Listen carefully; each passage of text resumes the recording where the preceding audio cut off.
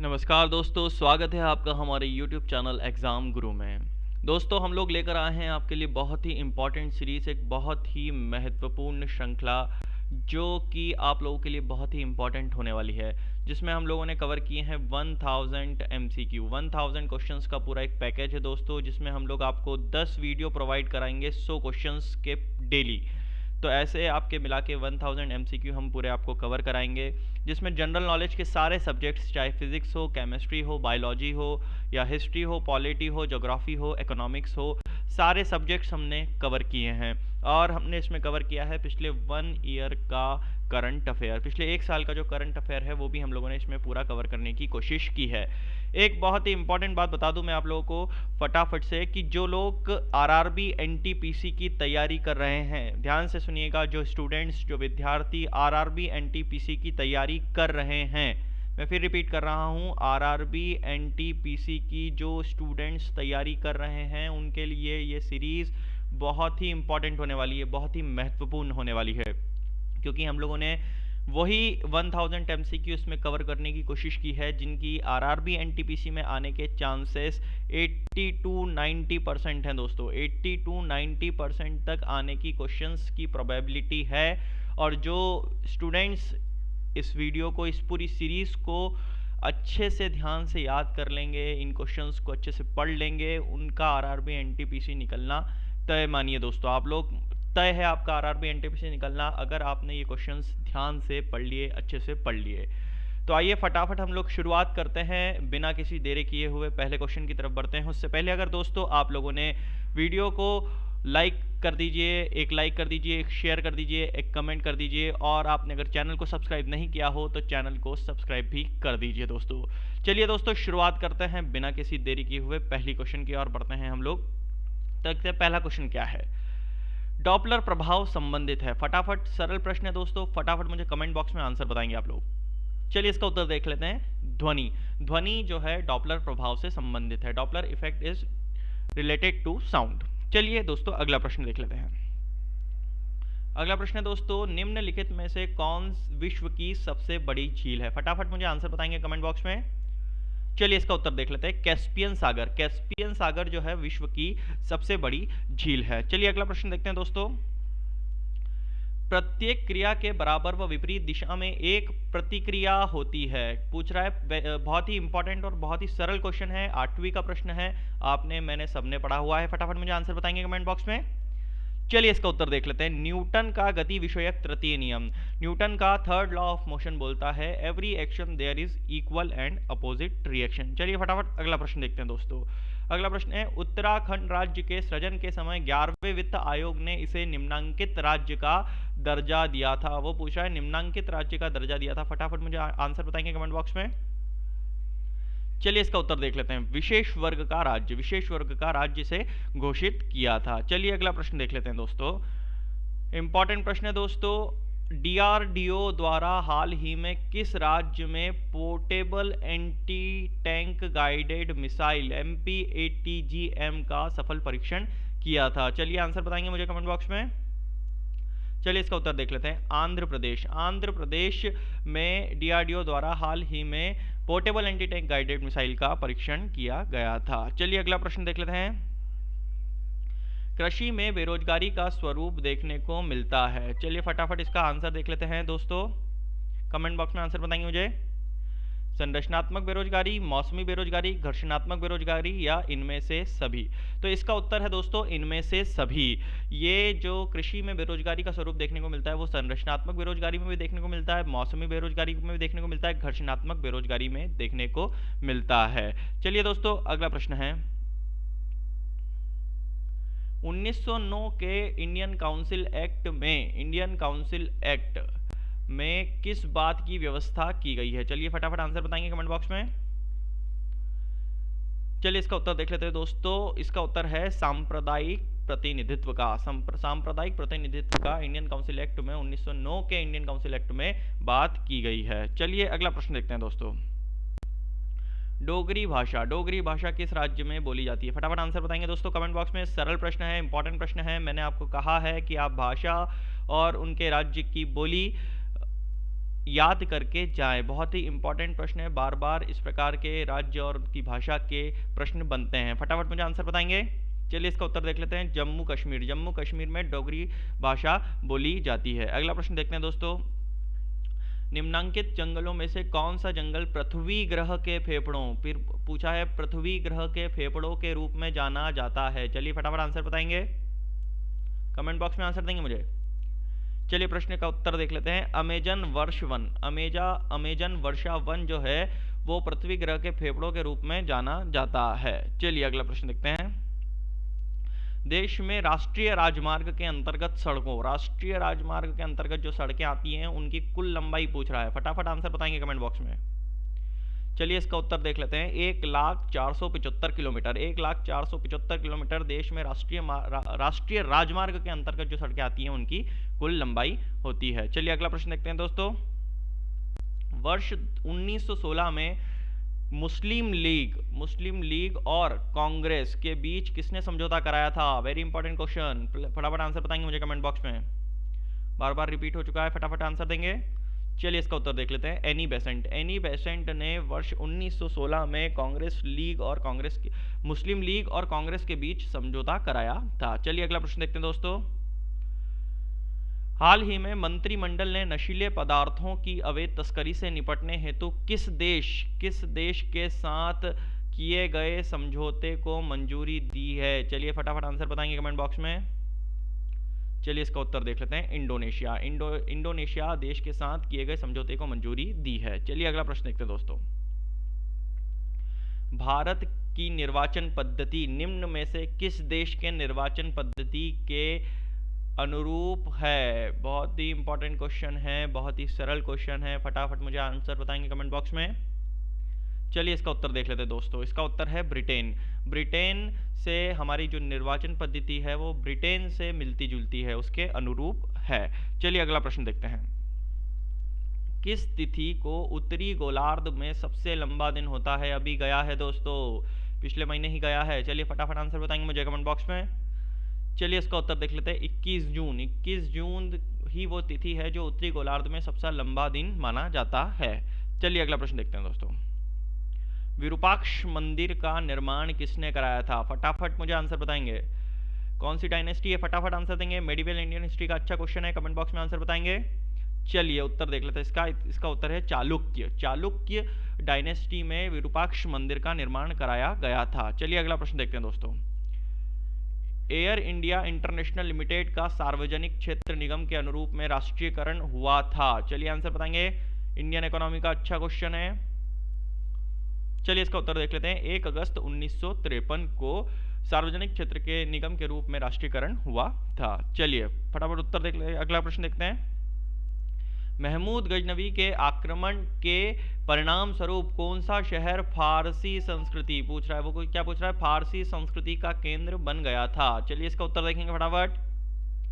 चलिए इसका उत्तर देखते हैं। लाहौर। लाहौर ही वो शहर है जो फारसी संस्कृति का केंद्र बन गया था महमूद गजनवी के आक्रमण के बाद।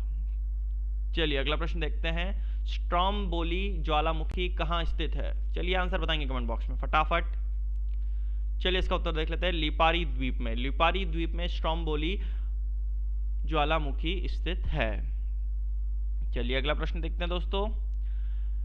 जंजीर बार तथा पेम्बा द्वीप किस देश के तट के निकट स्थित है? चलिए फटाफट आंसर देंगे मुझे कमेंट बॉक्स में। चलिए इसका उत्तर देख लेते हैं। तंजानिया।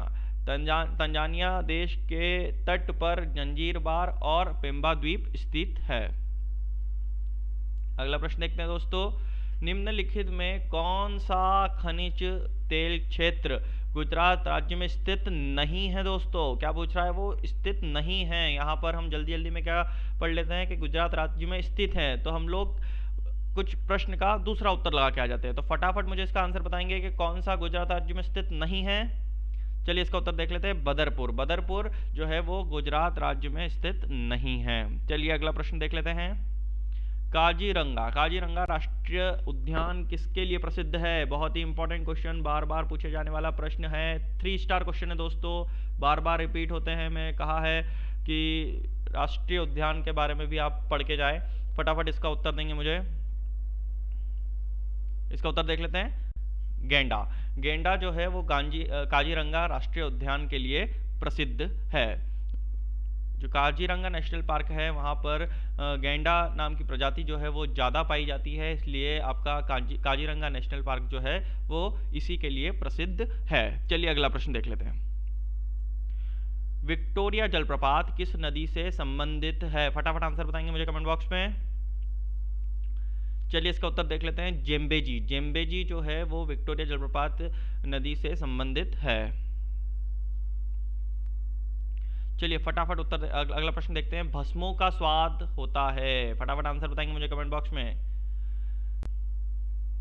चलिए इसका उत्तर देख लेते हैं, खारा। खारा जो है वो खारा जो आप भस्म रहती, भस्मो मतलब क्या रहता है, जो कंडे की जो राख रहती है, आप प्रैक्टिकल करके देखिएगा दोस्तों, जो कंडे की जो राख रहती है उसको हल्का सा टेस्ट करके देखिएगा, तो आप उसको चख के देखेंगे तो आपको हल्का सा खारा खारापन लगेगा, तो उसका स्वाद जो होता है वो खारा होता है। चलिए दोस्तों अगला प्रश्न देख लेते हैं, निम्न में से किस धातु में कॉपर सल्फेट, क्या पूछ रहा है वो, कॉपर सल्फेट विलयन से तांबे का निरपेक्ष हो जाता है? चलिए फटाफट मुझे आंसर बताएंगे कमेंट बॉक्स में।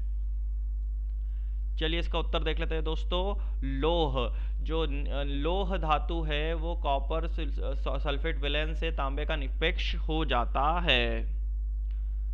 चलिए अगला प्रश्न देखते हैं दोस्तों फटाफट, पेरिस्कोप बनाने में निम्नलिखित में से कौन सा एक प्रयुक्त होता है? फटाफट मुझे आंसर बताएंगे कमेंट बॉक्स में। चलिए इसका उत्तर देख लेते हैं, समतल दर्पण। समतल दर्पण जो है वो आपका पेरिस्कोप बनाने में प्रयुक्त है, उसका इस्तेमाल समतल दर्पण का इस्तेमाल ही पेरिस्कोप बनाने में होता है। चलिए अगला प्रश्न देख लेते हैं। अगला प्रश्न देखते हैं, निम्न में से कौन सी गैस पायरोगैलोल के क्षारीय विलयन में से गुजारने पर बादामी घोल बनाती है? चलिए फटाफट मुझे आंसर बताएंगे दोस्तों कमेंट बॉक्स में। चलिए इसका उत्तर देख लेते हैं, ऑक्सीजन। ऑक्सीजन जो है वो क्षारीय विलयन से गुजरने पर बादामी घोल बनाती है। चलिए अगला प्रश्न देखते हैं दोस्तों इसका, भारत की तट रेखा की लंबाई कितनी है? फटाफट आंसर बताएंगे, सरल प्रश्न है, बार बार पूछे जाना प्रश्न है, 2 स्टार प्रश्न है दोस्तों, 2 स्टार प्रश्न है, फटाफट आंसर बताएंगे। 6100 किलोमीटर, जो है 6100 किलोमीटर जो है वो भारत की तट रेखा की लंबाई है। चलिए अगला प्रश्न देखते हैं दोस्तों फटाफट, भारत में ने हाल ही में 2000 किलोमीटर की मारक क्षमता वाली किस बैलिस्टिक मिसाइल का पहला सफल रात्रि परीक्षण किया है? क्या पूछ रहा है वो, रात्रि परीक्षण किया है? चलिए फटाफट मुझे आंसर बताएंगे। चलिए इसका उत्तर देख लेते हैं, अग्नि 2। अग्नि 2 का जो है आपका सफल परीक्षण हुआ था वो भी रात में हुआ था, वो बैलिस्टिक मिसाइल थी, 2000 किलोमीटर की मारक क्षमता वाली मिसाइल है दोस्तों। बहुत सारे प्रश्न इसी प्रश्न में से बन सकते हैं, करंट अफेयर का क्वेश्चन है, नवंबर 2019 का प्रश्न है दोस्तों। चलिए अगला प्रश्न देखते हैं दोस्तों, कौन सा हैलोजन तत्व जीनॉन से मिलकर अधिकतम यौगिक बनाता है? फटाफट आंसर बताएंगे मुझे कमेंट बॉक्स में। चलिए इसका उत्तर देख लेते हैं, फ्लोरीन। फ्लोरीन जो है वो वाला हैलोजन तत्व है जो जीनॉन से मिलकर अधिकतम यौगिक क्षमता बनाता है। चलिए अगला प्रश्न देखते हैं, भारत एवं बांग्लादेश, क्या पूछ रहा है वो, भारत एवं बांग्लादेश के मध्य विवाद किस द्वीप को लेकर है? किस द्वीप को लेकर है? वर्ल्ड ज्योग्राफी का अच्छा क्वेश्चन है दोस्तों। न्यूमर द्वीप, न्यूमर वही वो जो किनारा है वो भारत और बांग्लादेश के मध्य जो बीच में जो विवाद की स्थिति उत्पन्न करता रहता है। चलिए अगला प्रश्न देखते हैं दोस्तों, निम्नलिखित में से कौन शाहजहां के शासनकाल का राजकवि था? मैंने पहले भी कहा है आपको कि जो राजा हैं और उनके जो राजकवि हुए हैं उनको भी बार बार आप पढ़ के जाएं। फटाफट मुझे आंसर बताएंगे, मेडिवल इंडियन हिस्ट्री का क्वेश्चन है दोस्तों। चलिए इसका उत्तर देख लेते हैं, कलीम। कलीम जो है वो शाहजहां के शासनकाल के राजकवि माने जाते हैं या उनके राजकवि थे। चलिए अगला प्रश्न देखते हैं दोस्तों, दहन की वह क्रिया जिसमें ऊष्मा और प्रकाश अल्प समय में उत्पन्न हो जाता है? फटाफट बताएंगे मुझे क्या होता है, अल्प समय में किस में उत्पन्न हो जाता है? फटाफट आंसर देंगे, द्रुत दहन। द्रुत दहन में जो अल्प समय में उत्पन्न हो जाता है ऊष्मा और प्रकाश, वो क्रिया को बोलते हैं द्रुत दहन। चलिए अगला प्रश्न देखते हैं दोस्तों, सौर मंडल में कितने ग्रह हैं? कंफ्यूजिंग वाला प्रश्न है लेकिन सरल प्रश्न है और 1 स्टार क्वेश्चन है दोस्तों, 1 स्टार क्वेश्चन है, आने की संभावनाएं बहुत ज़्यादा है। फटाफट आंसर बताएंगे। इसमें हम लोग कंफ्यूज हो जाते हैं, 8 और 9 में हम लोग जो है वो कंफ्यूजन रहता है। तो इसका उत्तर आएगा दोस्तों 8। 8 जो है सोलर सिस्टम में हमारे प्लैनेट्स हैं, सौर मंडल में 8 ग्रह हैं। चलिए अगला प्रश्न देखते हैं दोस्तों। मोपला आंदोलन 1921 में कहाँ हुआ था? फटाफट आंसर बताएंगे कमेंट बॉक्स में। चलिए इसका उत्तर देख लेते हैं, मालाबार। मालाबार में मोपला आंदोलन 1921 में हुआ था। चलिए अगला प्रश्न देखते हैं दोस्तों। केंद्र सरकार द्वारा गठित विनिवेश आयोग ने सार्वजनिक क्षेत्र की किस कंपनी के 100% शेयर बेचने की संस्तुति की थी? चलिए फटाफट आंसर बताएंगे मुझे कमेंट बॉक्स में। चलिए इसका उत्तर देख लेते हैं, modern food industries. Modern food industry ही वो कंपनी थी जिसके 100% शेयर बेचने की संस्तुति केंद्र सरकार ने गठित की थी। चलिए अगला प्रश्न देखते हैं दोस्तों। केंद्र राज्य संबंध में विवाद का एक कारण रहा है। चलिए फटाफट आंसर बताएंगे। इसका उत्तर देख लेते हैं, राज्यपाल। राज्यपाल का जो पद है वो हमेशा केंद्र राज्य के बीच में संबंध के विवाद का एक कारण रहा है। जो राज्यपाल का जो पद रहता है उसको लेकर हमेशा ही केंद्र राज्य के जो संबंध रहते हैं वो हमेशा विवाद की स्थिति में रहते हैं। चलिए अगला प्रश्न देखते हैं दोस्तों। किस बैडमिंटन खिलाड़ी ने हाल ही में प्रधानमंत्री नरेंद्र मोदी के भारत की लक्ष्मी, ये प्रश्न देखिएगा इंपॉर्टेंट प्रश्न है, भारत की लक्ष्मी अभियान का समर्थन किया था? करंट अफेयर का क्वेश्चन है दोस्तों, फटाफट आंसर बताएंगे। अक्टूबर 2019 में का करंट अफेयर है ये, फटाफट आंसर बताएंगे। पीवी सिंधु ने प्रधानमंत्री की जो नरेंद्र मोदी की भारत की लक्ष्मी अभियान जो योजना है उसका समर्थन पीवी सिंधु ने किया था। चलिए अगला प्रश्न देखते हैं दोस्तों। विश्व के किस देश में प्रथम रेल मार्ग का निर्माण हुआ था? चलिए फटाफट आंसर दे दीजिए कमेंट बॉक्स में। ब्रिटेन ने ही हमेशा जो चीज़ें पूछी जाए हम लोगों ने, हम किस देश के गुलाम थे? ब्रिटेन ने हमें गुलाम बना रखा था भारत देश को। तो जो भी देश में प्रथम हुआ है वो कहीं ना कहीं ब्रिटेन से मिलता जुलता है, चाहे वो फिर हमारा संविधान हो या फिर जो रेल मार्ग है उसका निर्माण हो। सबसे पहले देश में प्रथम रेल मार्ग का निर्माण किसने किया था? ये ब्रिटेन ने किया था। चलिए अगला प्रश्न देखते हैं दोस्तों। पश्चिमी भारत में सांस्कृतिक पुनर्जागरण का अग्रदूत पूछ रहा है, सांस्कृतिक पुनर्जागरण का अग्रदूत किसे कहा जाता है? फटाफट आंसर बताएंगे कमेंट बॉक्स में।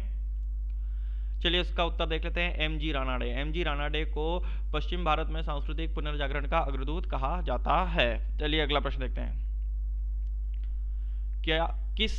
क्या किसी राज्य के विधान परिषद के उत्सादन की प्रक्रिया में परिषद की कोई भूमिका होती है? चलिए फटाफट आंसर बताएंगे। नहीं, यहाँ पर हम किसी भी राज्य के विधान परिषद के उत्सादन की प्रक्रिया में जो परिषद की कोई भी भूमिका नहीं रहती है। विधान परिषद में जो हमारी नगर पालिका या जो नगर परिषद रहती है उसमें विधान परिषद में उनकी कोई भूमिका नहीं रहती है। जो राज्य के विधान परिषद है, जो हमारे जो विधान परिषद है उनके जो नेता चुने जाते हैं उन्हें हम विधायक कहते हैं, और परिषद में जो हम लोग नेता चुनते हैं वो हम लोग के जो चुनाव होते हैं उसमें पार्षद और अध्यक्ष चुना जाता है। चलिए अगला प्रश्न देखते हैं दोस्तों फटाफट। सारगैसो समुद्र की विशिष्टता है। चलिए आंसर बताएंगे मुझे कमेंट बॉक्स में। चलिए इसका उत्तर देख लेते हैं। इसका है विशिष्ट समुद्री वनस्पति। विशिष्ट समुद्री वनस्पति जो रहती है वो सारगैसो समुद्र की विशेषता होती है। चलिए अगला प्रश्न देखते हैं दोस्तों। अगला प्रश्न है, निम्नलिखित में से कौन लोकसभा में विरोधी दल के नेता पद पर कभी नहीं रहे? फटाफट आंसर बताएंगे। इंडियन पॉलिटी का अच्छा क्वेश्चन है। एल.के. आडवाणी, शरद पवार, सोनिया गांधी या मनमोहन सिंह विरोधी दल के नेता के पद पर नहीं रहे? तो मनमोहन सिंह ही वो शख्स है या वो शख्सियत है जिनके विरोधी दल के नेता के पद पर कभी नहीं रहे। चलिए अगला प्रश्न देखते हैं। अगला प्रश्न है आपका, निम्नलिखित में से कौन सा एक क्लोरीन का सही इलेक्ट्रॉनिक विन्यास है? विन्यास है मतलब इलेक्ट्रॉनिक कॉन्फ़िगरेशन है। इलेक्ट्रॉनिक कॉन्फ़िगरेशन क्या है? एसपीडीएफ हो जाता है। अब क्लोरीन का आप नंबर देखोगे तो कितना होता है? क्लोरीन कितना रहता है? 17। अब उस 17 कैसे भराएगा? आपका 17 भराएगा 2, 8 और 7। वैसे तो कंफ्यूजन किन में, ये अगर आपको मालूम है 17 तो 2 ऑप्शन इसमें कट हो सकते हैं। 2, 8, 8 मतलब 18 हो रहे, तो ये तो हो ही नहीं सकता। ये हो रहे हैं 7 8 9, तो ये कितने हो रहे हैं आपके 17 2 24, ये भी हो ही नहीं सकता। अब दो चीज़ बचती है, 7 और 9 8 17, एक तो ये हो सकता है या ये हो सकता है।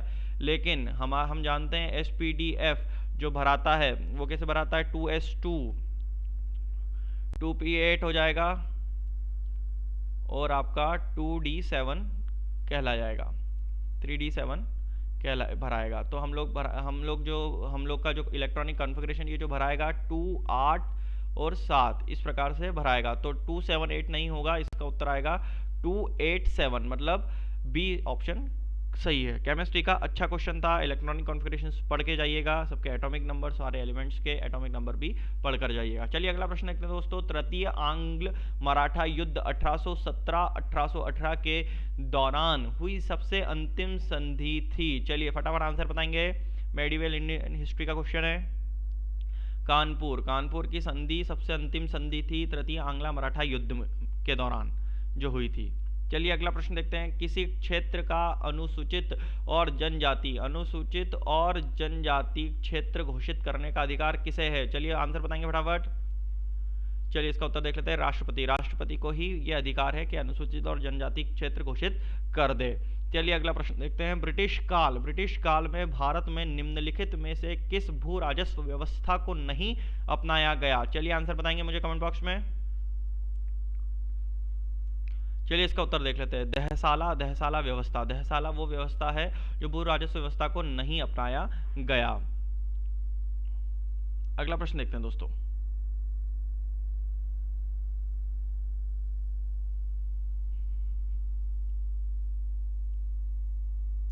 अगला प्रश्न है आपका,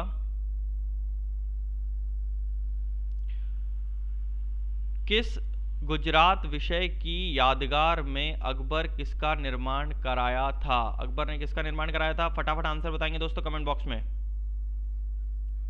चलिए इसका उत्तर दें। बुलंद दरवाजा का गुजरात विजय की यादगार में अकबर ने निर्माण कराया था। चलिए अगला प्रश्न देखते हैं दोस्तों। फोटोग्राफी में सामान्यतः प्रयोग किए जाने वाले हाइपो का रासायनिक नाम क्या है? हाइपो का केमिकल नेम पूछ रहा है वो। फटाफट आंसर बताएंगे मुझे कमेंट बॉक्स में।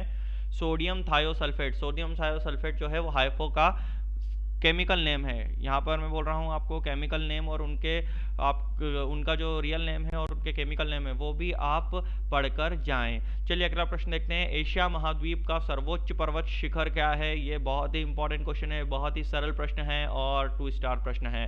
फटाफट आंसर बताएंगे मुझे कमेंट बॉक्स में। चलिए इसका उत्तर देख लेते हैं। माउंट एवरेस्ट जो है एशिया महाद्वीप का सर्वोच्च पर्वत शिखर है। चलिए अगला प्रश्न देखते हैं दोस्तों। यथार्थतः मंत्री परिषद तक पद पर बना रहेगा जब तक कि उसे डैश डैश डैश डैश का विश्वास प्राप्त हो। चलिए आंसर बताएंगे मुझे कमेंट बॉक्स में इसका। पॉलिटी का प्रश्न है दोस्तों। चलिए इसका उत्तर देख लेते हैं। लोकसभा का विश्वास जब तक प्राप्त हो तब तक वो मंत्री परिषद के पद पर बना रहेगा। चलिए अगला प्रश्न देखते हैं दोस्तों। सौर मंडल का सबसे कम घनत्व वाला, सबसे कम डेंसिटी वाला ग्रह वो पूछ रहा है। चलिए फटाफट मुझे आंसर बताएंगे दोस्तों कमेंट बॉक्स में। शनि, इसका उत्तर है शनि। सैटर्न जो है उस सौर मंडल का सबसे कम घनत्व वाला ग्रह है। चलिए अगला प्रश्न देखते हैं दोस्तों।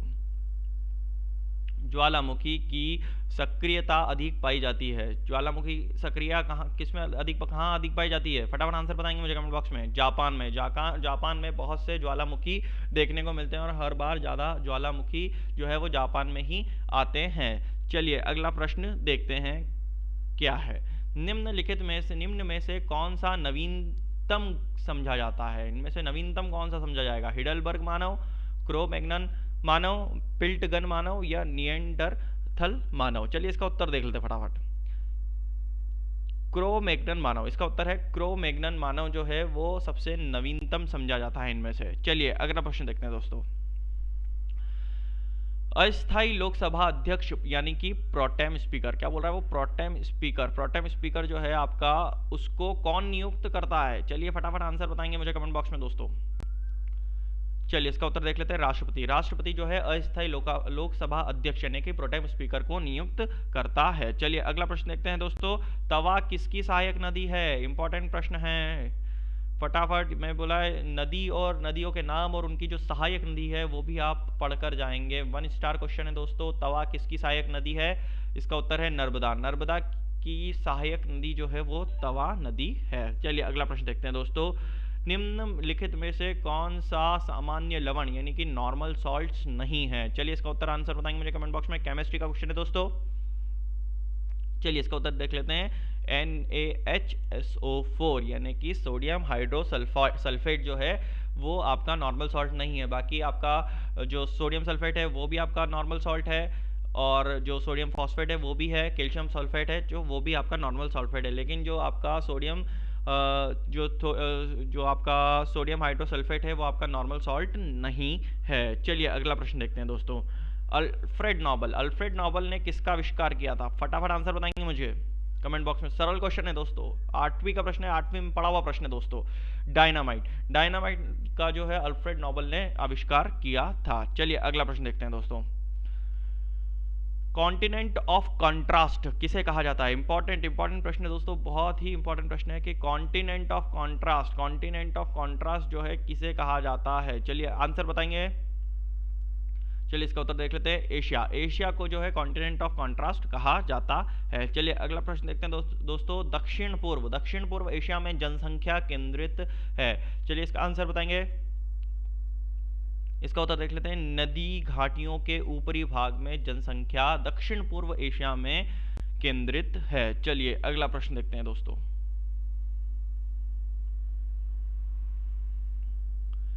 एक वोल्ट के बराबर होता है? फटाफट आंसर बताएंगे मुझे कमेंट बॉक्स में। चलिए इसका उत्तर देख लेते हैं दोस्तों। 1 जूल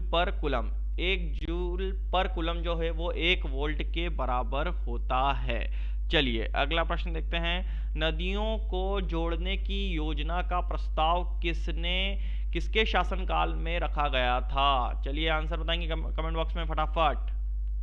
चलिए इसका उत्तर देख लेते हैं। राजग सरकार के शासनकाल में नदियों को जोड़ने की योजना का प्रस्ताव रखा गया था।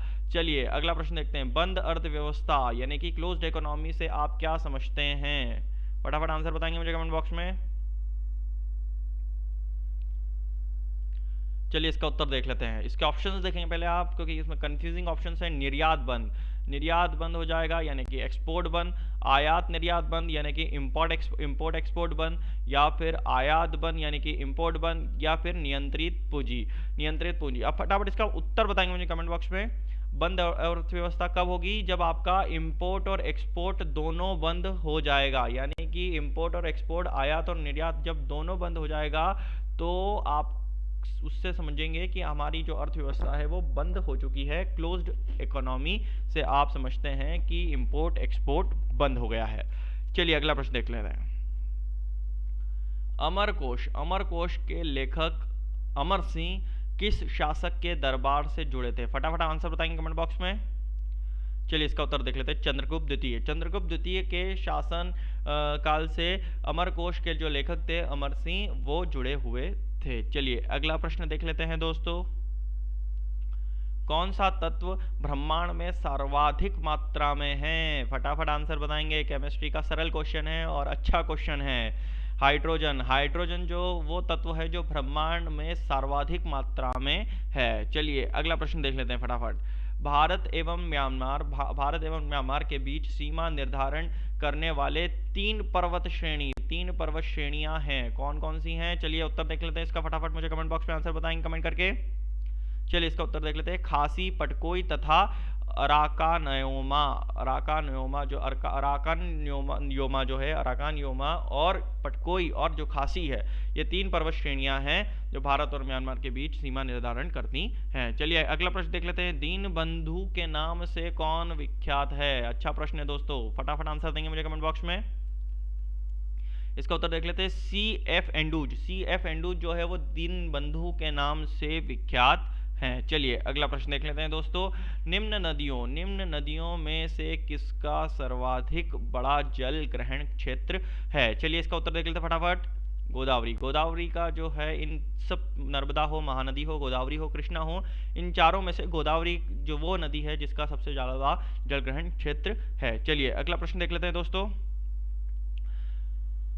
सामान्य जीवन निर्वहन कृषि श्रीलंका में निम्न में से किस नाम से जानी जाती है? चलिए इसका उत्तर बताएंगे कमेंट बॉक्स में कमेंट करके। इसका उत्तर देख लेते हैं। चेन्ना नाम से जानी जाती है। सामान्य जीवन निर्वहन कृषि श्रीलंका में जो चेन्ना है उस नाम से जाना जाता है। चलिए अगला प्रश्न देख लेते हैं। निम्नलिखित में से किसे उत्तर भारत का मैनचेस्टर कहा जाता है? इंपॉर्टेंट प्रश्न है दोस्तों, सरल प्रश्न है और बार बार पूछे जाने वाला प्रश्न है। इसका उत्तर है दोस्तों कानपुर। कानपुर जो है उसे उत्तर भारत का मैनचेस्टर कहा जाता है। चलिए अगला प्रश्न देख लेते हैं दोस्तों। बिहार में 1857 की क्रांति के नेता कुंवर सिंह का देहांत कब हुआ था? यहाँ पर बिंदु लगाया, देहांत है, वो देहांत कब हुआ था? फटाफट आंसर बताएंगे मुझे कमेंट बॉक्स में।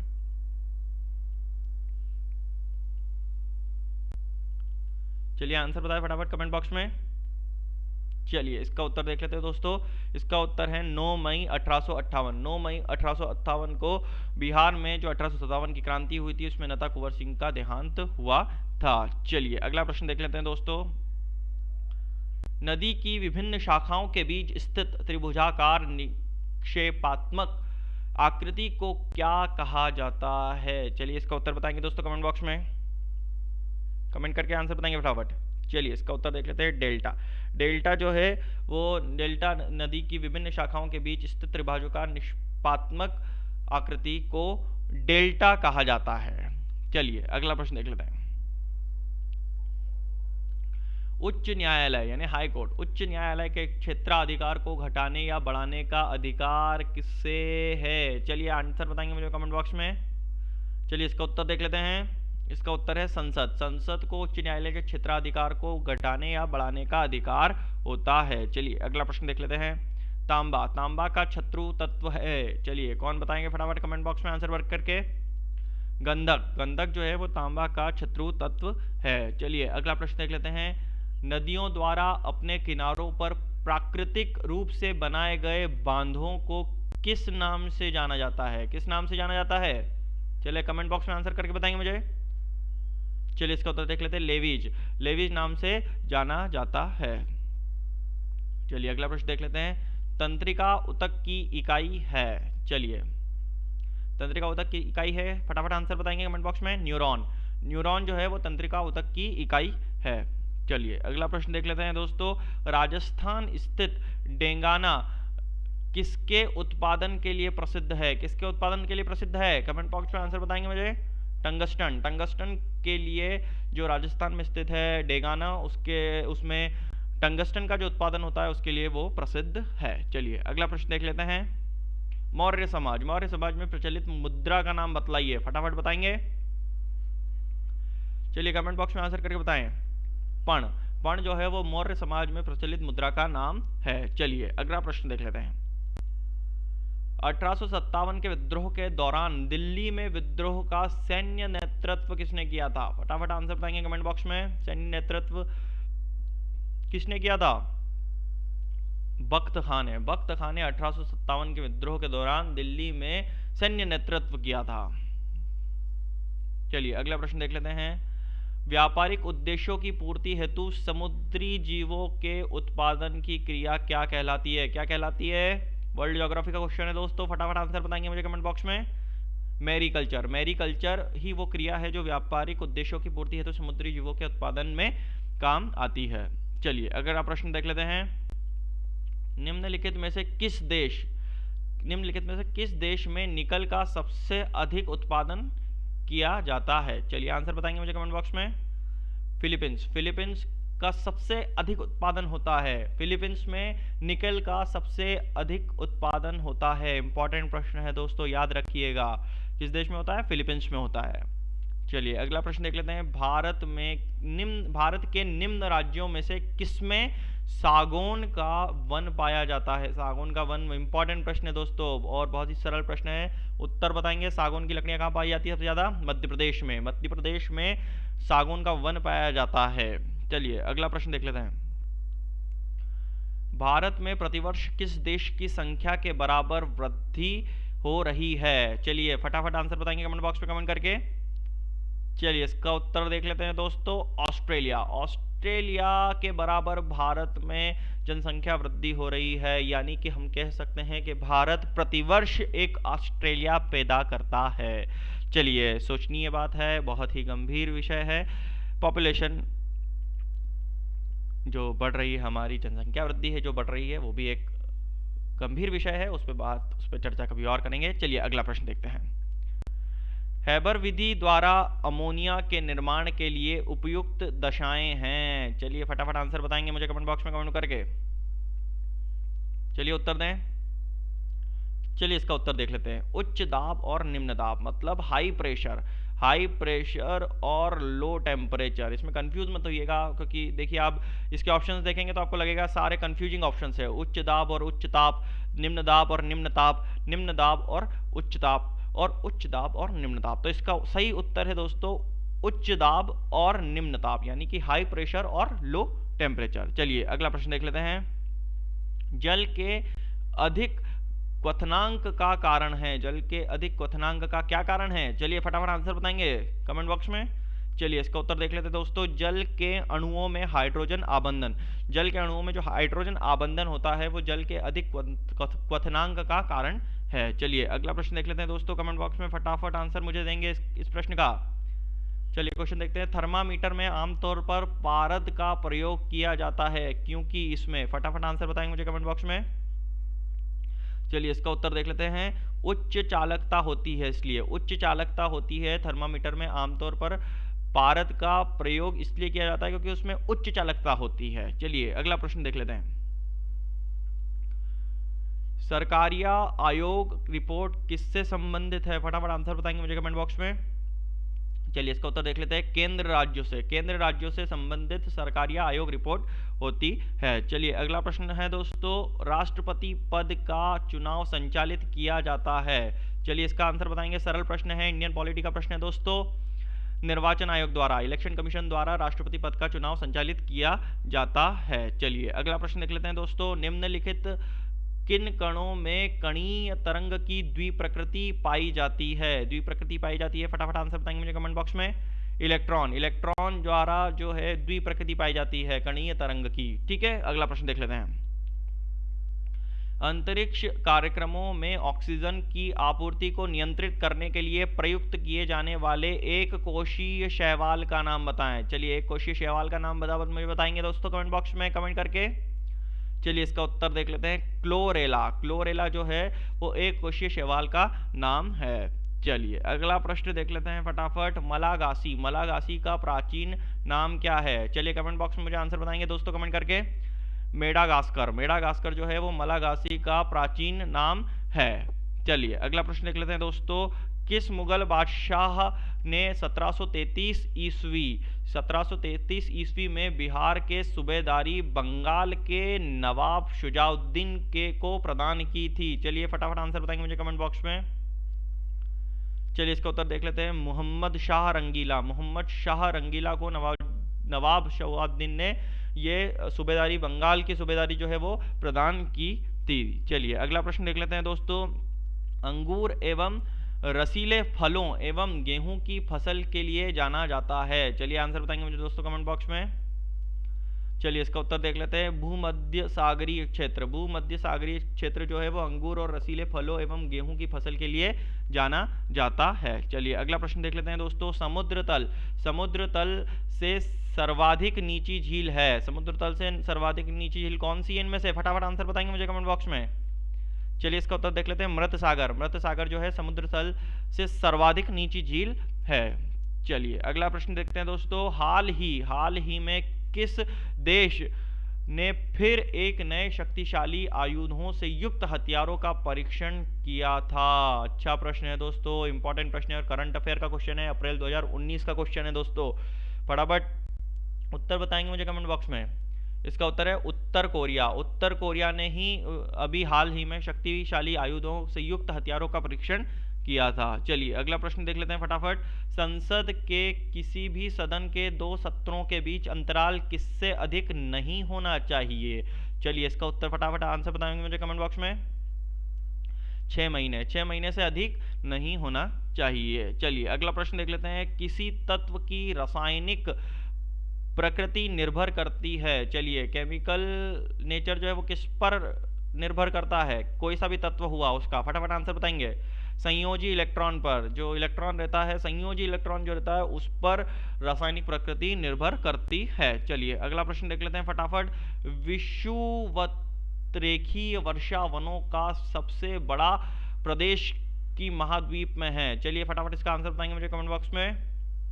कहां पर है? दक्षिण अफ्रीका में। दक्षिण अफ्रीका में विषुवतरेखीय वर्षा वनों का सबसे बड़ा प्रदेश का जो महाद्वीप है वो दक्षिण अफ्रीका में है। चलिए अगला प्रश्न देख लेते हैं दोस्तों। गर्भाशय में विकसित हो रहे भ्रूण को किस संरचना द्वारा पोषण मिलता है? चलिए आंसर बताएंगे मुझे कमेंट बॉक्स में फटाफट कमेंट पर करके। चलिए इसका उत्तर देख लेते हैं। प्लेसेंटा द्वारा। प्लेसेंटा द्वारा जो है गर्भाशय में विकसित हो रहे भ्रूण को संरचना द्वारा पोषण मिलता है। चलिए अगला प्रश्न देख लेते हैं दोस्तों।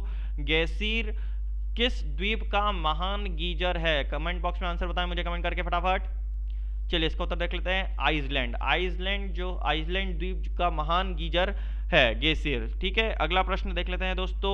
आज की सीरीज का जो पहला वीडियो है उसका अंतिम प्रश्न है दोस्तों, इसे ध्यान से देखिएगा और बहुत ही सरल प्रश्न है और बहुत ही इंपॉर्टेंट प्रश्न है। 2 स्टार क्वेश्चन है दोस्तों कि निम्न में से कौन ग्रीन हाउस गैस नहीं है? यहाँ पर क्या पूछा गया है कि निम्न में से जो है कौन सी ग्रीन हाउस गैस, यहाँ पे लिखा आएगा गैस, गैस नहीं है। ग्रीन हाउस गैस कौन सी नहीं है?